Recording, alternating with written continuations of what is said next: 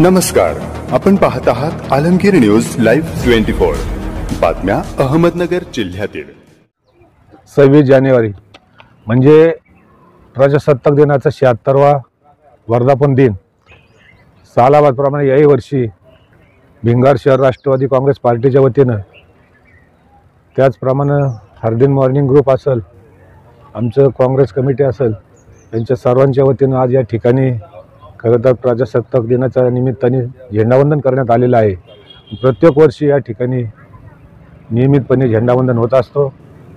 या प्रजासत्ताक दिनानिमित्त ज्या देशवासियांनी, ज्या महापुरुषांनी खरं तर बलिदान दिलं, त्यांचं प्रथम आपण अभिवादन करणं गरजेचं आहे। त्या सर्वांना आपल्या सर्वांच्या वतीनं अभिवादन करतो आणि आपल्या सर्वांना या प्रजासत्ताक दिनानिमित्त खूप खूप अशा शुभेच्छा व्यक्त करतो। धन्यवाद।